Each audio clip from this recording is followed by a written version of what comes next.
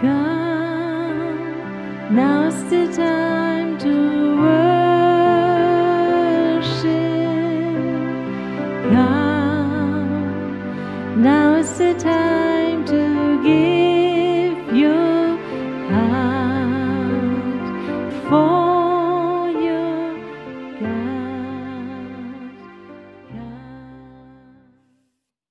La majorité du temps, chaque personne est différente, même chez Dieu. Et ça aussi, il faut qu'on l'accepte. Dieu n'aimerait pas nous cloner. Et moi, j'aime pas non plus que quelqu'un me clone. J'aimerais pas non plus aimer ce type-là. Que quelqu'un soit un deuxième Pierrot, qu'il vienne là devant. OK. Chaque personne est différente et chaque personne est utilisée par Dieu d'une façon différente et ça, il faut qu'on l'accepte. Et la majorité du temps, quand je prêche, il y a un moment où je m'assieds, je prie. Ça peut être 2 minutes avant ou 2 heures avant, je ne sais pas. C'est comme si un télégramme venait du ciel et je sais que Dieu voudrait ce qu'il raconte. Mais cette fois-ci, c'était différent. Cette semaine, j'avais eu l'impression comme si Dieu m'appelait plusieurs fois à lire plusieurs versets bibliques. Et je savais, il voulait me parler de ceci. Et pendant 3 ou 4 jours, j'ai lu des textes. Et c'est important que quand on devient comme ça enceinte d'un message, est-ce qu'on peut devenir enceinte d'un message? Est-ce que c'est possible qu'on devienne enceinte du message? Est-ce que c'est possible que Dieu voudrait te dire quelque chose? Si quelqu'un ne te donne pas une info, mais tu es enceinte de quelque chose dans tes pensées qui, depuis toute la semaine, tu as en toi. Est-ce que ça existe? Et je crois que le temps va venir et ça va devenir de plus en plus fort où on a un message de Dieu, on devient enceint de ça pendant toute la journée, on y pense. Aussi le matin, il y a quelque chose qui ne te lâche plus et j'aimerais bien te raconter un peu de ceci. Et ça, c'est l'histoire qu'on va lire plus tard où Moïse, il sait, il est devant le Jourdain et le pays promis est devant lui, mais il sait, il ne peut pas traverser, il ne va pas traverser. Pendant 40 ans, il était là avec le peuple dans le désert, il a rêvé du pays promis et il dit, mais tu ne vas pas pouvoir rentrer. Et tous ceux qui sont sortis, cette génération qui est sortie, lui, eux, ils vont tous mourir, sauf 2 personnes. Et la nouvelle génération va traverser, qui est donc au-dessus de 40. OK. Je voulais juste vous faire un tout petit peu peur, c'est OK? Moi, j'ai 39 ans, c'est OK, hein? Ça se voit pas, je sais. Mais Moïse est là. Il est devant le Jourdain. Et il se bat avec Dieu. Et il voudrait tellement traverser, mais Dieu dit non, tu vas pas traverser. Mais il dit la seule chose que tu peux, c'est monter sur la montagne et regarde prophétiquement dans le pays, vois prophétiquement dans ce pays promis, dans ce Canaan où le lait et le miel coulent. Regarde là. Et il monte sur la montagne et il regarde. Je ne sais pas, mais le pays promis pour nous, ce n'est pas Israël. Le pays pour nous, c'est, pour toi, moi, c'est l'Allemagne, la Suisse, et si c'est en Autriche, c'est l'Autriche. Le pays promis, c'est pour moi Allemagne dans le réveil. C'est la Suisse dans le réveil. C'est l'Autriche, la France dans le réveil. Mais je ne sais pas si tu connais ça. Tu crois que le Saint-Esprit a la capacité dans l'esprit d'emmener ton esprit, de l'élever, de le monter sur une montagne et tu regardes dans ce pays où il y a le réveil. Est-ce que tu as déjà rêvé du réveil? Est-ce que tu as, comme Moïse déjà, monté sur la montagne et tu as vu à ce pays que Dieu t'a promis, où le lait et le miel coulent, où il y a la libération, où il y a des miracles par milliers, où le monde est différent, où il y a la paix, où il n'y a pas de peur. Est-ce que tu crois que le Saint-Esprit a cette capacité aussi cet après-midi peut-être, d'élever ton esprit, et tu es là, et tout d'un coup, tu peux sentir, voir, croire le pays promis dans ton esprit, tu le sentir, tu as soif de ceci, tout d'un coup, tu es là. J'ai le droit 2-3 fois d'aller sur cette montagne. J'ai déjà raconté. La première fois, c'était à Majorque, il y a 30 ans, chez ce prophète Bob Mann, en haut de l'hôtel. Et j'ai vu l'Allemagne dans le réveil.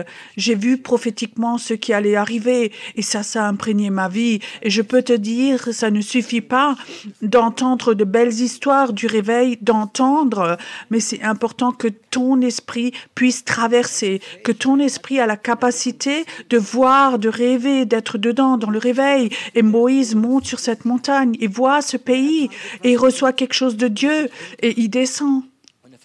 Et il rassemble cette nouvelle génération. Les vieux étaient tous morts, il les rassemble tous et il leur dit quelque chose qui est triste, mais il dit, j'aimerais traverser avec vous, mais Dieu m'a dit, j'ai fait une faute, j'étais colérique.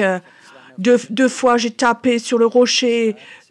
Et oui, le bâton, c'est l'autorité, il l'a malmené. Mais vous allez traverser, vous allez aller dans ce pays. Et quelque chose qui est très important, il essaie dans cette nouvelle génération de tout leur donner pour que dans le nouveau pays, ils ne fassent pas de faute pour prendre ce pays. Est-ce que vous croyez que c'est important? Il y a aussi un autre verset biblique, Jean 17, la prière. Jésus sait, il va s'en aller, il va quitter ses disciples la majorité du temps. Et tout d'un coup, il fait cette prière dans Jean 17, il donne toutes ses aspirations, il les donne à ses apôtres. Et ça, c'est la même histoire. Moïse les appelle à nouveau, encore une fois, je ne sais pas si vous comprenez, mais il les aime, c'est son peuple, c'est une nouvelle génération. Ils vont prendre le pays, Dieu va être avec eux, mais c'est important qu'ils apprennent certaines choses. Ces derniers jours, j'ai eu dans mon cœur, Pierrot, on est tout près, c'est tout près, le réveil, on est tout près du Jourdain et le Jourdain va s'ouvrir, on va traverser et on doit avoir cette attitude d'attente de rentrer dans ce pays. Il y a des chrétiens, ils pensent, on est dans le pays promis. Tu sais, nous, chrétiens, on est sortis d'Égypte, on est libérés de l'esclavage. On est libérés du péché, du mort, on a été rachetés, on est enfants de Dieu. Mais nous, chrétiens, on vit dans le désert. Je sais, on peut rendre le désert beau, on peut l'organiser, on peut faire des programmes du désert, mais c'est toujours encore le désert. Et je vais vous dire, on ne veut pas avoir des programmes du désert, on veut aller dans le pays promis. Quand tu as vu une fois dans l'esprit le pays promis et que tu as vu ce que Dieu promet, c'est écrit dans la Bible aussi. Regarde juste dans cette nouvelle Jérusalem, tu vas comprendre. Quand tu vois ce pays promis, tu comprends dans ton cœur, tu ne vas plus jamais être satisfait d'un programme désertique, d'une animation du désert, mais tu vas avoir envie dans ton cœur d'aller dans le pays promis. Le pays promis, pour moi, c'est le réveil. Là, le pays où il y a le réveil. Et là, il y a le Jourdain. Et ce Jourdain empêche qu'on rentre dedans. Et maintenant, qu'est-ce que c'est ce Jourdain? Un fleuve dans l'esprit, c'est une puissance spirituelle dans l'esprit. Tu crois que là où tu es, dans ton pays, dans ta ville, dans ta famille, il y a des puissances spirituelles qui existent, qui n'ont aucun intérêt à ce que toi, tu ailles dans le réveil. Est-ce que tu crois que dans notre pays, dans les médias, dans la politique, dans les finances, dans tellement de choses, dans la religiosité, qu'il y a des puissances spirituelles qui ne veulent pas que ce Jourdain s'enlève? Aussi longtemps que tu es de ce côté du Jourdain, ils peuvent encore en partie nous contrôler. Mais quand le Jourdain va s'ouvrir et que tu rentres dans le pays promis, aucune force spirituelle ne pourra t'empêcher, sauf toi-même. Et ça, c'est ce que Dieu m'a montré cette semaine, ce qu'il m'a mis sur le cœur. Il dit, Pierrot, on est tout près du Jourdain. Comment est-ce que le Jourdain s'est ouvert? Ça, c'est une super histoire dans la Bible aussi, où Josué a dit, demain matin, soyez saints, et les prêtres doivent venir, et vous devez porter l'arche de l'Alliance. Et au moment où les prêtres mettent le pied dans l'eau, le Jourdain s'est arrêté. Et je peux te dire, il y a 3000 ans, le Jourdain était un très grand fleuve. C'est pas ce que c'est aujourd'hui. Au moment où ils ont mis leurs pieds dans le Jourdain avec l'Arche de l'Alliance, l'eau s'est arrêtée et ça s'est devenu de plus en plus. Et il n'y avait pas de main, mais à part la puissance de Dieu. Et tout le peuple traverse. Et au moment où ils ont traversé, le Jourdain se referme et coule de nouveau. C'est une histoire fantastique. J'ai demandé à Dieu, mais comment est-ce que ce Jourdain va s'ouvrir? Tu sais ce qu'il a dit? Mon onction. L'arche de l'Alliance va être plus forte et plus forte, plus forte et plus forte. Pas seulement sur des hommes et des femmes de Dieu, mais sur des hommes, femmes, tout normaux qui sont peut-être assis là dans la salle. La puissance de Dieu. Pas parce que tu as fait quelque chose toi. L'onction va devenir plus forte, plus forte, plus forte. Et tout d'un coup, tu vas être devant ce Jourdain et tu dis, ouvre-toi. Et tu vas voir ces puissances spirituelles qui ont empêché que le réveil vienne, que les gens viennent à Christ, qui empêchent que ces foi, qu'ils ont de la libération. Ces puissances spirituelles vont s'arrêter et on va traverser. Je ne sais pas s'il y a des leaders de groupes de maison, des gens qui prêchent ou qui ont des pasteurs, mais je peux te dire, commence à prier et j'aimerais être quelqu'un comme ça. J'aimerais avoir cette onction que dans mon groupe de maison, dans mon groupe de prière, quand j'apporte la parole, les gens reçoivent. J'aimerais traverser des Jourdains avant pour que toute puissance spirituelle qui veulent contrôler les gens s'en aille au nom de Jésus. Si on n'avait pas eu l'arche de l'Alliance, on n'aurait pas traversé le Jourdain. Et je peux dire, cette arche de l'Alliance va revenir. Ça va devenir de plus en plus fort. Alléluia. Est-ce que vous avez soif de cela? Tu sais, j'aimerais pas te prêcher, te faire une prédication et t'amener pendant 30 ans de belles histoires pour que tu sois satisfait dans un désert. Moi, je préfère avoir les gens les plus chaotiques qui ont soif de traverser et d'aller dans le pays promis. Tu as le droit d'être chaotique. Je reçois maintenant des lettres de pasteurs, je sais très bien. J'aimerais lire plusieurs passages bibliques. Vous savez, cet après-midi, je fais le travail de Moïse. Moïse a mis les choses à cœur au peuple, qu'ils doivent se préparer pour être prêts pour traverser dans ce Canaan. Et Moïse avait un problème parfois pour parler, alors il avait un frère. Comment il s'appelait? Aaron. Et cet après-midi, Aaron, c'est Bartine. Je t'appelle de temps en temps Aaron, c'est OK? Aaron.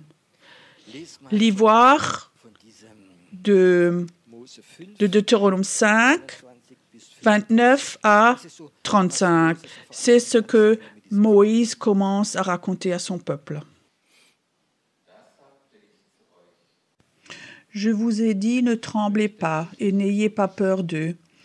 L'Éternel votre Dieu, qui marche devant vous, combattra lui-même pour vous, conformément à tout ce qu'il a fait pour vous sous vos yeux en Égypte, depuis le désert.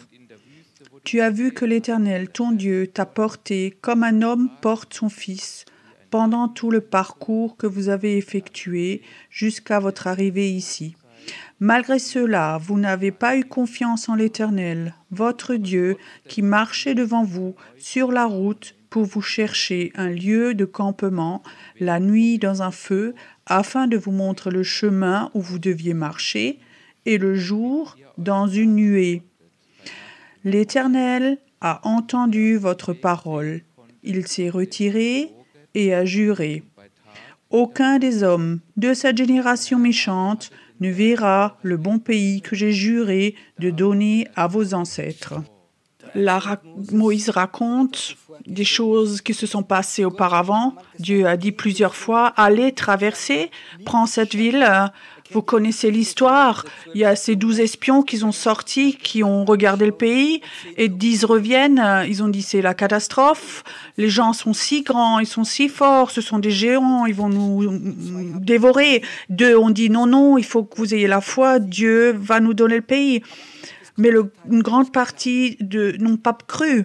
Et Dieu était fâché parce qu'ils n'ont pas fait confiance. Les peurs étaient plus grandes. Et ça, c'est quelque chose qui va venir. Si nous, on veut rentrer dans ce pays, Dieu va de nouveau commencer à parler. Fais ceci, fais cela. Va dans cette ville, priez. Va dans cette tour. Va chez cette personne. Ouvre un groupe de maisons. Loue cette salle. Et maintenant, tu peux soit croire en Dieu ou tu peux dire non, j'ose pas. Tu sais pourquoi est-ce que les gens n'ont pas cru? Pourquoi est-ce que tous devaient mourir? Parce que pendant 40 ans ou encore plus, c'était des esclaves auparavant. Ils n'avaient pas de sentiment de valeur. Et je crois que c'est quelque chose qui est très important. Vous, les chrétiens, tu n'es pas un esclave, tu es un enfant de Dieu. Et si Dieu dit à son enfant, fais ceci ou cela, va en avant ou cela, alors tu peux aller. Personne et rien ne peut te freiner. Et je crois que c'est la chose la plus importante qu'on doit apprendre. Il y a un temps qui va arriver dans ce nouveau pays où Dieu va parler, surtout quand le réveil va être là. Il y a une personne qui va faire quelque chose qui va changer toute une ville. Mais en ce moment, il faut qu'on soit dans ce temps. On a encore ces pensées désertiques. On entend la parole et tout dans notre esprit. Il faut qu'on emmène notre esprit dans le réveil. Alors quelque chose va se transformer et on sera capable, quand Dieu nous appelle, de faire de très grandes choses. Amen. Et je crois que c'est ce temps où les gens vont se lever. Sans doute, vous avez entendu il y a quelques semaines un jeune homme, Chris Schuller. Sans doute, vous avez vu sur YouTube déjà un jeune homme, un croyant, il est jeune chrétien. Dieu lui a parlé et a dit allez dans cette ville en Allemagne et allez évangéliser. Tu comprends? Et, maintenant, faites chercher de l'argent et aller. Et il n'a pas dit c'est impossible. Non, ils sont allés avec eux. Dieu était avec. Beaucoup d'entre vous étaient avec. Et beaucoup de gens ont vu des choses fantastiques. Un homme entend la voix de Dieu, tu comprends? Et je crois que c'est quelque chose qui est tellement important. Les temps vont arriver où Dieu utilise des gens normaux comme toi et moi et ils enlèvent la pensée d'esclave et disent je suis enfant de Dieu. Si tu es enfant de Dieu, ce passé n'est pas important. C'est pas important ce que tu as fait dans ton passé ou comme bêtise, comme chose grave. Moi, tu es mon enfant, je te oins, je t'ai appelé, tu vas aller et tu es justifié par cette foi. Et ces temps vont arriver que le peuple de Dieu n'est pas allé et Dieu était fâché. C'est pour cela qu'il devait mourir dans ce désert. Et cette nouvelle génération s'est levée après. Aaron, t'es prêt? 4:24. Nee, Entschuldigung. Was Falsches gesagt. Ja, 6 von 1 bis 12. Und dies ist das Gebot, die Ordnungen und die Rechtsbestimmungen. Deutéronome 6, 1 à 12. Voici les commandements, les prescriptions et les règles que l'Éternel votre Dieu a ordonné de vous enseigner afin que vous les mettiez en pratique dans le pays dont vous allez prendre possession, afin que tu craignes l'Éternel ton Dieu en respectant tous les jours de ta vie, toi ainsi que ton fils et ton petit-fils, toutes tes prescriptions et tous les commandements que je te donne, et afin que tu vives longtemps. Tu les écouteras donc, Israël, et tu veilleras à les mettre en pratique afin d'être heureux et de devenir très nombreux, comme te l'a dit l'Éternel, le Dieu de tes ancêtres, en te promettant un pays où coule le lait et le miel. Écoute, Israël, l'Éternel, notre Dieu, est le seul Éternel. Tu aimes l'Éternel, ton Dieu, de tout ton cœur et de toute ton âme et de toute ta force. Les commandements que je te donne aujourd'hui seront dans ton cœur. Tu les répéteras à tes enfants, tu en parleras quand tu seras chez toi, quand tu seras en voyage, quand tu te coucheras et quand tu te lèveras. Tu les attacheras à tes mains comme un signe et ils seront comme une marque entre tes yeux. Tu les écriras sur les montants de la porte de ta maison et sur les portes de tes villes. L'Éternel, ton Dieu, va te faire entrer dans le pays qu'il a juré à tes ancêtres, à Abraham, à Isaac et à Jacob, de te donner. Tu posséderas de grandes, bonnes villes que tu n'as pas construites, des maisons pleines de toutes sortes de biens et que tu n'as pas remplies, des citernes que tu n'as pas creusées, et des vignes et des oliviers que tu n'as pas plantés. Lorsque tu mangeras à satiété, fais bien attention de ne pas oublier l'Éternel qui t'a fait sortir d'Égypte, de la maison de l'esclavage.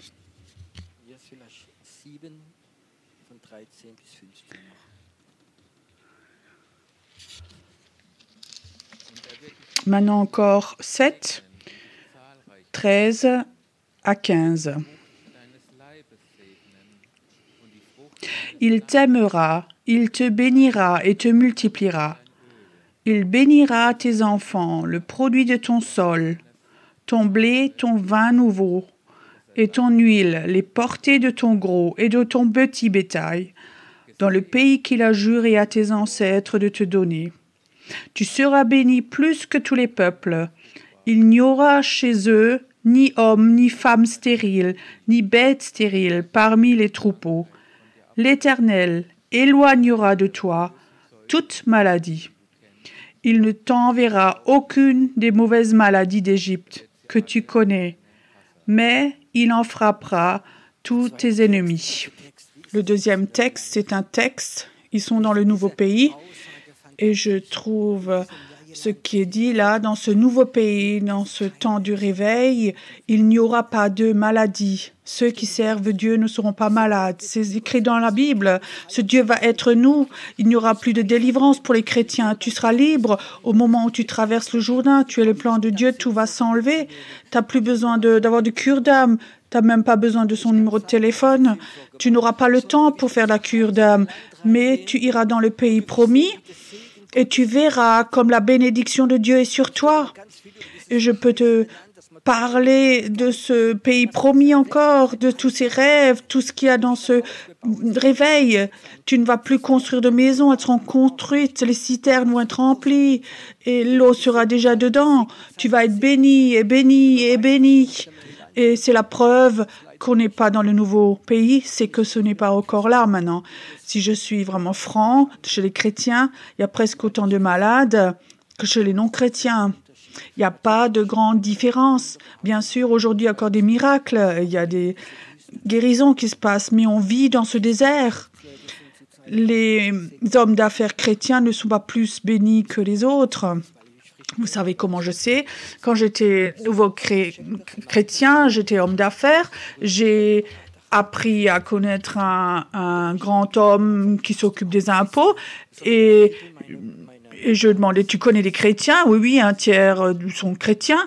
Je pensais, oui, c'est ceux qui font le plus de bénéfices. Il dit, non, c'est ceux qui ne payent pas leurs factures parce qu'ils ne vont pas bien. Tu sais, quand tu es dans le monde des affaires et que tu es chrétien, c'est pas si facile. Tu as une fois ta conscience, l'esprit, et à la fois tu as toutes ces puissances démoniaques qui ne veulent pas que ça marche. Mais je peux te dire, quand tu es homme d'affaires et que tu es à ton compte, quand le réveil vient et que tu as le plan de Dieu et tu vas voir comme ces bénédictions vont venir, tu vas vivre dans l'abondance. Et Moïse sait tout ce qui va se passer, mais il a des peurs. Vous savez quelles étaient ses peurs? Ses peurs étaient si les Juifs passent et prennent le pays, ils ont pris la première ville, la deuxième ville, la troisième. Ils disent, oh, c'est confortable ici, maintenant on dépose les bagages. Dieu veut que le peuple prenne tout le pays. Et il y a des centaines de kilomètres sans camion, sans avion, sans hélicoptère, sans rien, tout à pied. Ils ont pris tout le pays. Dieu voulait qu'ils prennent tout le pays qu'il chasse ces peuples démoniaques, ces géants qui étaient là, ces mélanges entre puissance démoniaque et humain, qu'il les chasse pour qu'ils enlèvent tout, pour que le pays soit vraiment libre. Ça, c'était le plan de Dieu. Quand Dieu nous emmène dans le réveil, c'est pas pour dire « Oh, c'est beau ».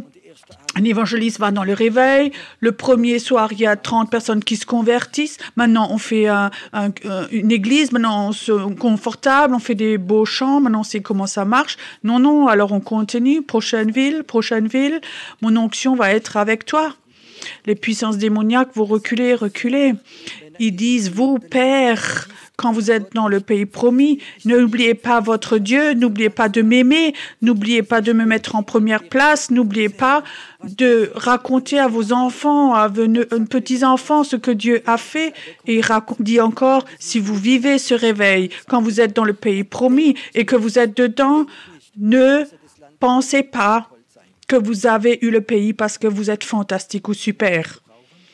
Est-ce qu'on peut faire quelque chose avec cette parole? Tu sais, quand le réveil vient, je vais raconter quelque chose du réveil. Le réveil, les dernières centaines d'années, il y a eu beaucoup de réveils. Certains réveils ont duré 30, 40, 50 ans. Le réveil, ça devrait normalement aller dans plusieurs générations. Mais certains réveils, après 3, 4 ans, se sont éteints. Certains en 3 semaines. Pourquoi? Parce qu'ils ont oublié de donner tout honneur, toute gloire à Dieu.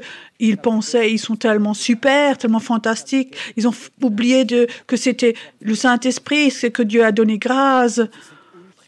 Et ils n'étaient pas préparés à avoir le réveil. Et le réveil s'est arrêté. Et ça doit être une chose les plus terribles. Moi, j'ai promis à Dieu, quand le réveil commence et tu me laisses entrer dans ce pays, je vais essayer jusqu'au dernier jour de ma vie d'être là dans ce réveil, d'aller là où tu me veux. Pas de dire maintenant, vous continuez, on est là, j'ai mon jardin. Non, je voudrais aller là, ce que Dieu a promis. Et c'est ce que Dieu veut nous mettre dans nos cœurs quand le réveil vient. Est-ce que tu es prêt, peu importe ce que ça coûte, d'aller dans cet endroit, cette ville, de dire cette prière que lui veut ou que tu veux juste prier pour tes besoins? Maintenant, j'arrive au dernier point. Quand le réveil arrive, est-ce qu'il y a d'autres puissances spirituelles qui sont là, dans ce pays du réveil? Et ces puissances sont plus sérieuses. La puissance de Dieu, l'onction va être si forte sur toi, mais le danger que si tu n'écoutes pas, que cette onction te détruise.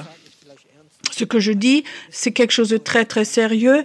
Mais oui, mais tu dis peut-être oui, c'est donc un Dieu de grâce dans le désert. Oui, bien sûr, je connais ce Dieu de grâce. C'est tellement fantastique qui nous donne grâce. Mais je sais que quand tu auras le réveil, et le réveil est saint, c'est important pour Dieu, alors il faut que tu respectes tout ça quand tu rentres là-dedans. Je te donne un exemple. Quand Jésus est allé au ciel, 40 jours plus tard, il y a ce déversement de l'esprit sur la terre. Des milliers de personnes se sont converties. L'Église a commencé. Il y a cette fameuse histoire de Ananias et Saphira. Est-ce que ça a à voir quelque chose avec la grâce? Tu comprends? Pendant le culte, tous les deux, ils sont morts pendant le culte. Pourquoi? Parce que c'était un temps saint. Et je te dis, quand le réveil commence, le temps saint va arriver, ces choses, on va les vivre. Dieu m'a déjà enseigné et je peux te dire, c'est pas facile. Quand j'ai commencé avec le ministère, quand j'étais délivré, converti, donc Dieu m'utilisait puissamment. Dieu m'a dit, il y a 2 villes où je voudrais pas que tu y ailles. Et après un temps court, il y a une grande personnalité d'une des villes qui m'a invitée si je dois prêcher. Mon épouse me disait, Pierrot, fais attention, Dieu t'a dit, il ne faut pas que tu ailles dans ces 2 villes. Alors, j'ai réfléchi longtemps parce que cette personne qui m'a invitée, elle était très importante. C'était une grande porte qui s'ouvrait pour moi, une opportunité. Et je disais à mon épouse, ouais, ça fait déjà un certain temps je vais dans cette ville. Le résultat, le soir, je rentre avec une nouvelle voiture sur l'autoroute, sur la descente d'autoroute, la direction assistée s'est cassée. J'avais presque un accident. Et quand je suis rentrée, j'étais aveugle d'un œil. C'est écrit dans mon livre pour ceux qui n'ont pas déjà lu. Et maintenant, cette question, Dieu, comment est-ce que tu peux autoriser quelque chose comme ça? Dieu m'avait prévenu. Et je disais, Dieu, pourquoi? Quelle est la raison? Pourquoi cette ville? Dans cette ville, il y a des forces très puissantes, occultes, très fortes, et je voulais te préserver. Ils t'ont maudit, tu y allais, et ça, c'est le résultat. Maintenant, beaucoup de chrétiens disent, c'est quelque chose de grave. Et je peux te dire, non, c'est pas grave, parce que j'ai appris l'obéissance. Et je sais, plus fort l'onction vient, plus l'autorité vient, plus toi tu rentres dans ce pays, dans ce réveil, et que Dieu t'utilise.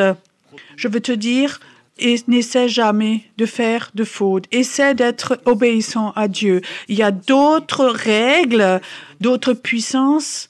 Maintenant, on est en première classe dans le désert. Aide-moi. On a besoin d'un rendez-vous chez le pasteur. On a besoin de délivrance, de prière. Mais je peux te dire, ce Jourdain va s'ouvrir et tu vas aller de l'autre côté. Dieu va t'utiliser. Son onction va être sur toi. Et là, Dieu va avoir un plan pour ta vie. Et si tu es dans ce plan, que tu rentres dedans, la main de Dieu est sur toi, et Dieu sait très bien, au travers de toi, des centaines de personnes, il va atteindre. Et si tu prends tes propres chemins, ça ne t'intéresse plus, ou tu t'intéresses à l'argent ou manipuler des gens, alors ça peut que tu sois jugé. Tu es sauvé, mais tu es sorti du plan de Dieu. Et si beaucoup de gens ne réalisent pas le plan de Dieu ne va pas se réaliser. J'aimerais que cette prière de Jésus, ton règne vienne, ta volonté vienne, que ça se réalise. La Bible dit, Dieu est un Dieu du feu. Est-ce que c'est juste? Mais il est un Dieu jaloux et un feu qui détruit. Dieu vient. Mais s'il y a une mauvaise motivation en nous, peut-être la gloire, l'orgueil, je ne sais pas ce qui est en toi, ou la puissance, alors tu vas apprendre à connaître ce Dieu du feu, ce Dieu jaloux, et il y a quelque chose, il va détruire quelque chose en toi, et ça peut faire mal. Ce Dieu du feu, c'est un Dieu qui détruit, et on a à apprendre à le connaître dans ces temps-là, et c'est bon comme ça. Maintenant, j'ai encore une question aujourd'hui, à la fin de cette prédication. C'est maintenant, il y avait ce Jourdain ici, ce fleuve, et Dieu voudrait te demander, toi, est-ce que tu es prêt à traverser? Est-ce que tu es prêt à payer ce prix? Tu ne vas pas jouer de l'autre côté. C'est dangereux. Est-ce que tu es prêt à traverser? Josué a fait traverser toute son armée. Ils sont allés de victoire en victoire et ils ont un échec. Mais un soldat, il a caché des choses sous sa tente et toute sa famille est morte. Nous, va apprendre à le connaître, ce Dieu. Il n'y a pas de réveil sans ce Dieu du feu, ce Dieu qui détruit aussi. Je peux te dire, ce jeu de jouer avec Dieu, ça va s'arrêter. Je ne veux jamais enthousiaster quelqu'un pour qu'il aille de l'autre côté, mais j'aimerais vraiment qu'au fond de ton cœur, que tu réfléchisses. Est-ce que je suis prêt, si Dieu m'appelle, quand ce Jourdain s'ouvre, est-ce que moi, je suis prêt à donner ma vie en tant que sacrifice vivant à faire ce ministère, à traverser? Ou est-ce que je préfère être dans le désert, être béi, survivre jusqu'à ce que le Seigneur revienne? J'ai ma famille, j'ai mon travail, j'ai un peu d'argent, je vais avoir ma retraite, je vais un peu voyager. Beaucoup de chrétiens pensent comme ça, Dieu nous laisse libres. Mais commencez chez toi, tout au fond de ton cœur. Est-ce que tu es prêt à rentrer dans ce nouveau niveau? Est-ce que tu es prêt à dire, si tu appelles, je sais, je suis faible, mais est-ce que tu es prêt à dire, Seigneur, je suis prêt, je veux traverser dans ce niveau, je veux aller dans ce réveil, dans cette nouvelle dimension, je veux voir quand la puissance de Dieu vient et toute puissance démoniaque doit partir. Quand je mets mes pieds dans une pièce, il n'y a plus de puissance démoniaque qui est là parce que je suis là, parce que Dieu a déjà chassé ces puissances. Tu n'as pas besoin de combattre les puissances démoniaques parce que Dieu est devant toi, il va chasser devant toi.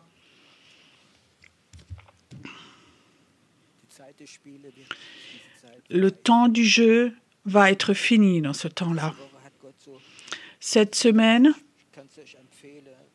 je peux vous conseiller Deutéronome 5, lisez voir les 20 premiers chapitres. Il y a tellement de paroles sur la prise du pays. C'est vraiment, Dieu voudrait, comme Moïse a préparé son peuple, Moïse veut préparer le peuple au réveil.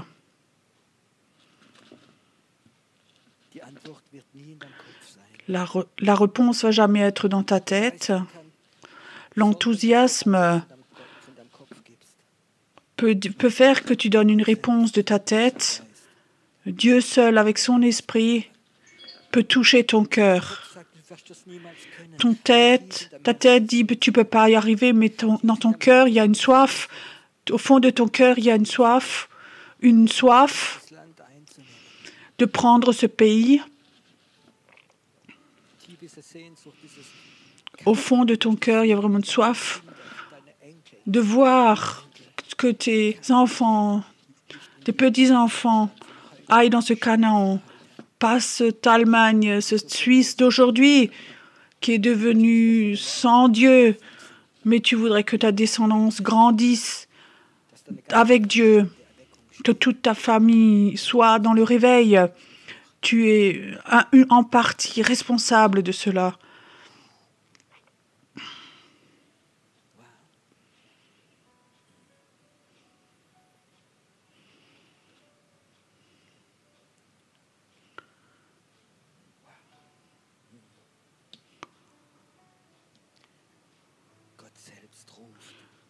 Dieu lui-même appelle.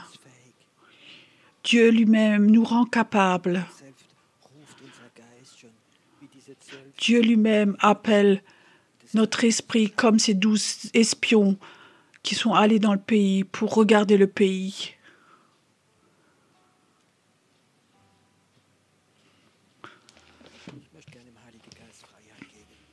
J'aimerais bien donner la liberté au Saint-Esprit maintenant.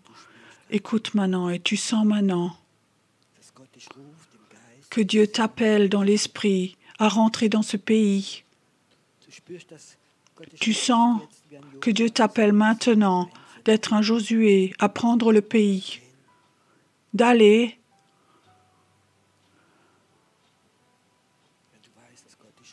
Si tu sais que Dieu t'appelle d'être un Josué, et tu peux déjà commencer dans l'esprit à prendre le pays, alors lève-toi simplement et marche là dans la salle. Ne t'occupe pas des autres, mais si, comme dans l'esprit, comme ça tu rentres dans ce pays, c'est comme dans l'esprit tu dis, moi je vais rentrer dans ce pays, maintenant prophétiquement je rentre déjà, je traverse ce Jourdain, un moment dans l'esprit maintenant, je vais prendre ce pays, je veux prendre ce pays. Toi qui peut-être es chez toi, tu peux le faire chez toi à la maison, ou toi qui écoutes, viens, tu peux chez toi à la maison, lève-toi et marche dans ta chambre.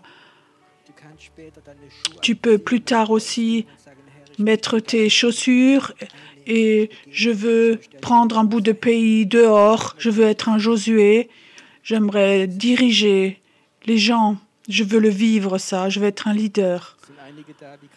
Il y en a certains qui sont là, qui marchent maintenant, et cette semaine, tu as senti cet esprit de mort comme ça. Tu l'as senti toute la semaine. Il y a quelque chose qui est allé contre toi toute cette semaine. Et le Seigneur dit, maintenant lève-toi et dis à cet esprit de mort, il doit s'en aller. Et tu vas voir que cette pression que tu as sentie ces jours, elle va s'en aller, cette pression. Ça va s'en aller. Résiste à cette mort et tu vas voir comme la vie de Dieu va venir, va venir. C'est un temps, c'est ce temps maintenant, dit Dieu, où mon peuple prophétiquement va aller dans les pays. Tu vas prendre le pays.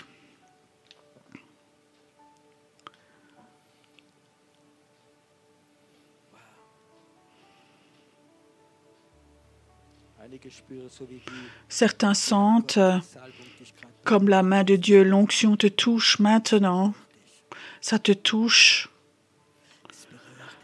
Ça te touche. C'est comme si l'appel de Dieu venait très fort pour entrer dans ce pays, pour regarder dans ce pays, Canaan, le pays promis. Je t'appelle. Je t'appelle. Je t'appelle. Je t'appelle. Dieu touche tes pieds maintenant. C'est là maintenant. C'est là.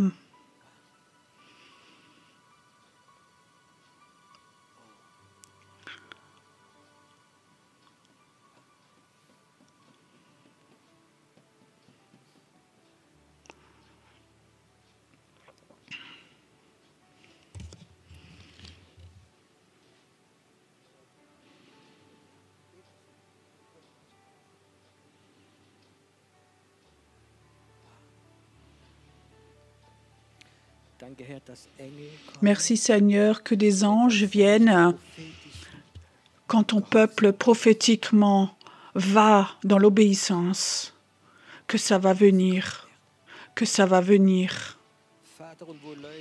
Père, et là où des gens sont là, où des gens marchent maintenant dans l'esprit, où des malédictions se sont touchées, ils doivent être brisés maintenant. Père, des malédictions vont être brisées au moment où ils marchent. Les malédictions sont brisées, brisées. Ils vont être brisés. C'est un Dieu merveilleux.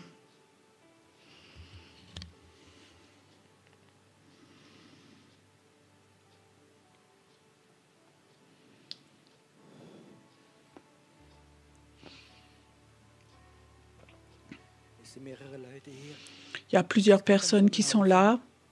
Tu es en train de marcher.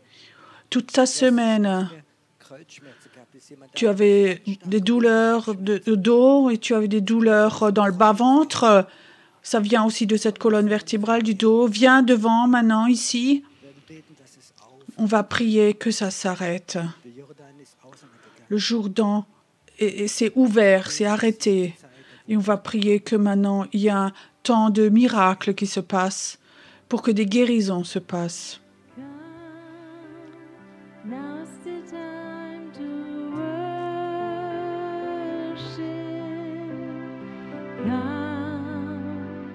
Now's the time.